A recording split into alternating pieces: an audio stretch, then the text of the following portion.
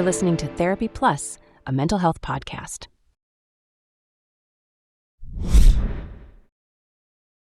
The views and opinions expressed by the guest speaker on this episode are solely those of the guest. The content shared is intended for informational purposes only and should not be construed as professional advice or endorsement.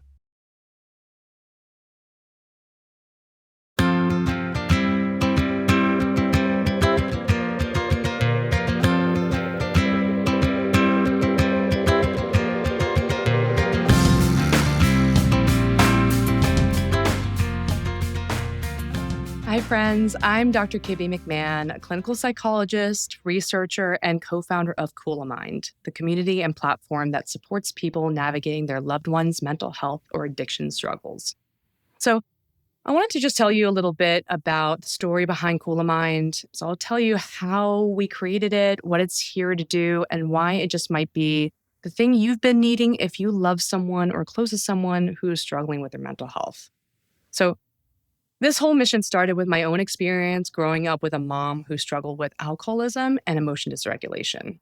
We had a lot of problems for many years. It grew really gradually. In the beginning, it was because she immigrated from China and divorced my dad, so she was really feeling alone and started to get more depressed and drinking more. But then it started to spiral into a lot of different health issues and a lot of emotion dysregulation, which means problems managing intense emotions. So we had been struggling for a really long time. And there was one particular time when the doctors basically said, you have to come to the hospital. You have to say goodbye to her. She's not going to make it. So I had come to the hospital, and unfortunately, it was actually in the same hospital as where my dad had passed away from cancer only a few years ago. So I was not in a good place. I was sitting next to my mom in that hospital room, and I was just completely shut down. I was not speaking. I was depressed. I just was, as you can imagine, just overwhelmed. And when my mom turned and said, "What's wrong? Why aren't you talking? Why do you seem like this?" I barely remember, but I said something like, "I'm just getting ready for both of my parents to be dead." And that sentence honestly cracked something open in us, because the truth was I had been preparing myself emotionally for that loss for years, since I was 6 years old. Not just from physical illness, but from the emotional toll of addiction and all of the chaos and grief that comes with it. And I used to tell people what's going on with me. And I used to say that my mom suffered from alcoholism. But the truth is that I suffered from the alcoholism too. There were fights, the blaming, the lies, deception, broken promises. There was all this hope every time we did get her into treatment and things were starting to look up. She started to get better, but then it was devastating every time she relapsed and when what it felt like right back to zero, right? And I was terrified. Do I have to wait until rock bottom for this to turn around? Like, how terrifying is that, right? If you have someone in your life struggling with any of these disorders, you're just like waiting for you to get the call that you either lost them or you almost did, right? You can never really relax. It's just a terrifying experience. And also, when someone you love is struggling with mental health or addiction, the world starts revolving around them, right? Their outbursts, their treatment, their recovery, they become the identified patient. But meanwhile, you, the one who's managing the household, picking up the pieces, walking on eggshells, you're also slowly unraveling. And I didn't realize it then, but that moment was the beginning of the journey that led to co-founding Coolamind. So ever since then, I've been in the mental health field for almost 2 decades. I studied psychology in my undergrad at Columbia University. Then I went on to study clinical psychology in my Ph.D. program at Duke University. And I also worked at Weill Cornell, New York Presbyterian in New York, among many other clinics. So I've done research, I run the therapy groups, I taught skills and treated patients. And no matter where I was, the same thing kept showing up. The suffering doesn't stop with the person who has the diagnosis. Mental illness ripples out to the community. It impacts families, partners, kids, caregivers, friends. We always talk about one person struggling and suffering from depression, but it's also the community around that person that struggles with that illness too. And the research shows that if you care for or even live with someone with mental illness or addiction, you suffer from issues yourself, like trauma, anxiety, depression. Now there's a word for it. It's called caregiver syndrome. So not only does caregiver syndrome affect your mental health, but you're more likely to have other health issues like sleep problems, right? And yet, so little of our treatment system is designed to support those people, the people around the identified patient. And that's really a problem. I remember working with a lot of folks at Duke who were family members of someone with borderline personality disorder or substance use. And I kept seeing how desperate they were to get help. They were like, what's happening with my daughter? Why is she in the hospital? Why did she try to kill herself? What do I do to support her? Everything I say seems to make it worse, right? So they felt really trapped and they wanted to understand what this illness was and what to do, right? They just wanted hope. And that's why in our clinic, we created a family psychoeducation and skills program for family members of people who have emotion dysregulation, like borderline personality disorder or addiction, all these really intense, explosive disorders. And we saw how powerful it was to teach family members how to validate their loved one's emotions, but yet set boundaries and take care of their own emotional experiences. So not only did it help them, the caregivers and family, but it also improved outcomes for the patient too. So that lit the first spark. Then we launched a podcast called A Little Help for Our Friends, which I still co-host with my friend and former contestant on The Bachelor, one of my favorite shows, Dr. Jacqueline Trumbull. And we launched it to share the science and strategies that we wish we had when our loved ones were struggling. So while we had over 200,000 downloads and a really dedicated, lovely audience, we kept getting the same message from our audience. They were like, oh my God, this is so great. I'm so glad that something actually shed light on like my experience as someone who with, a parent who's narcissistic or a husband with depression who's like lashing out. But I really need more. I need help in the hard moments, right? I need help guiding me like what to say and what to do in those moments. Something that I can access when I'm falling apart. Okay, so I kept thinking about it. And that's where I met Siddha. So Siddha is my co-founder and CTO, an AI researcher from Duke University and former engineer at Meta. He built this incredible platform that helped humans and AI agents collaborate like real teams. And because it was such a cool platform, this was even before ChatGPT became as popular as it is now, but he really could have taken a prestigious Ph.D. offer from the Department of Defense. But instead, he told me that he wanted to build something that actually made people's lives better. So that's when I knew that he was the person that I wanted to build this with. Together, we created Coolamind. So what is Coolamind? Coolamind is a digital mental health platform designed for you, the person who's trying to support someone they love through a mental health struggle or addiction struggle, and you who's quietly falling apart in the process. So Coolamind offers AI-powered tools, expert coaching, a supportive community, really anything that you need to teach you how to help your loved one without losing yourself. The name Coolamind comes from Kula, which is Sanskrit. That means community. So in yoga, it's a circle of people you practice with, right? It's a community of people who come together to practice. I'm a yoga teacher, so this is really near and dear to my heart.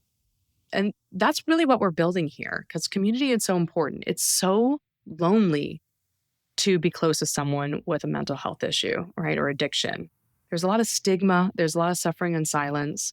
So actually having a community to practice skills, to practice knowing how to support effectively, that's huge.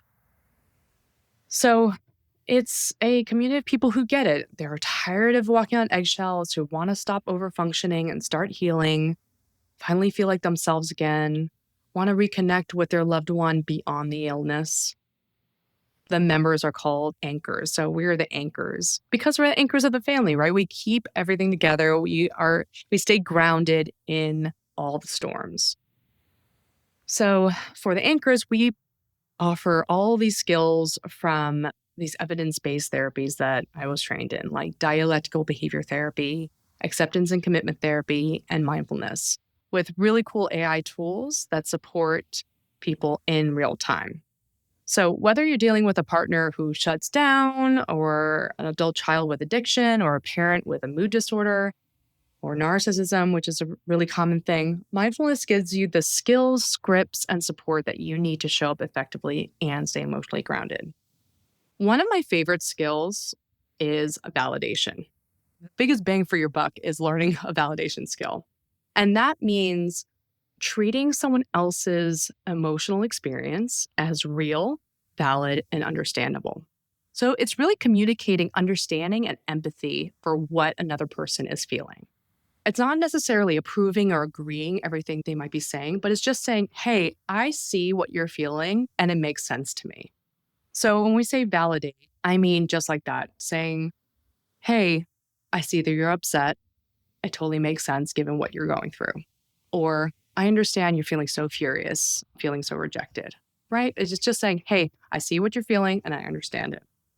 The reason why that's so powerful is that there's all the science to show that validation is one of the most powerful skills, and maybe I think the only skill that we know where I can regulate someone else's mood by validating them. So there are a lot of skills for regulating your own emotions, right? There's like taking deep breaths or going on a walk or going to therapy, right? There's all these different ways that we can manage our own emotions. But when we want to manage someone else's emotions, validation is shown to actually regulate other people's feelings. So if you just communicate that validation, like, I see what you're feeling and I get it and makes sense to me, that actually will help people go from intense emotions to more calm. So in Cool of Mind, we will do a group call where we'd walk through that skill, kind of like explain the same thing that I would do with you and go through some examples. And then the real change that happens is when people try those skills in their real life. And they go, oh my God, well, how am I going to validate someone's feelings when they're screaming at me or when they're saying that they're going to hurt themselves or do something else dangerous? And so what we do is our AI tools will help our anchors, our Cool of Mind members, to actually apply it in real life. So they could write on their phone, write in their hands, they could say, hey, my loved one is yelling at me and saying this and this and this, and I'm so scared. I don't know what to do. I want to calm them down and help them regulate, but I don't know what to say. And then our AI tools would say, oh, okay, here's something that you can validate. You could validate how they're feeling. They said they're feeling furious. So here's what to say. Here's an example script about how to validate your loved one in this moment. And that's one way that we could really take these evidence-based skills and make it really applicable into people's current situation. It's really taking like what we know from the science works and really walking our clients through what to say and what to do in the moment, applying those skills. So validation is one of my favorite skills. It sounds so easy, but it's so hard in practice. So that's one of like our favorite skills to cover and one of the things that people love the most. They find it the most effective when they learn validation. And we're really big believers in clinical science. These are not just strategies that have worked for me and I'm pretending that it will work for everyone, but it's really based on what the science has shown works for family members, loved ones, and other caregivers. And we know from the research that skills like regulating your own emotions or even validating your loved one's feelings, those are proven to work. So Cool of Mind guides caregivers through these proven skills and takes the guesswork out of what to say and what to do in these moments of crisis. And here's the thing, helping loved ones is not just caregiving, it's healing in its own right. For example, with my mom, there was almost nothing that got through to her to stop her drinking. I really thought she was just going to die. So when she saw that I was preparing for her to die and to be left with no parent, she says that was the moment, that was her aha moment, where she realized what her drinking was doing to me, the people that she loved. So she actually heard me that day. Something about seeing her own child so emotionally depleted, I think that got through to her. And for the first time, she took real steps to getting better. She started seeing a psychiatrist. She got treatment. She really worked hard to get sober. I really didn't think that was possible. She's now sober. She's thriving. And she really is like the most loving grandma to my 3-year-old son.